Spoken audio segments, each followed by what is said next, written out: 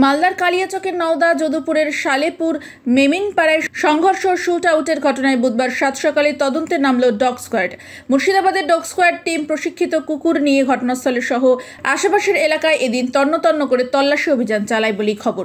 উল্লেখ্য, মঙ্গলবার কালিয়াচকের সালেপুর মেমিনপাড়ায় তৃণমূলের দুই গোষ্ঠীর মধ্যে সংঘর্ষের ঘটনা ঘটে। স্থানীয় তৃণমূল নেতা জাকির শেখ এবং তৃণমূলের অঞ্চল সভাপতি বকুল শেখের অনুগামীদের মধ্যে সংঘর্ষ হয় বলে খবর, যার জেরে গুলিবিদ্ধ হয়ে ঘটনাস্থলে নিহত হন আতাউল শেখ ওরফে হাসা শেখ নামে এক তৃণমূল কর্মী। যদিও পুলিশের দাবি নিহতের শরীরে গুলির চিহ্ন মেলেনি, তবে ঘটনাস্থলে গুলির খোল মিলেছে।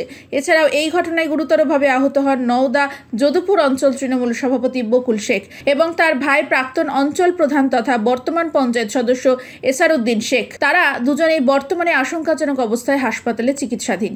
এই ঘটনার তদন্তে নেমে মঙ্গলবার রাত পর্যন্ত কালিয়াচক থানার পুলিশ বেশ কয়েকজনকে আটক করে। তবে এখানেই শেষ নয়, এই ঘটনার তদন্তে বুধবার নামানো হয় ডগ স্কোয়াডের টিমকে।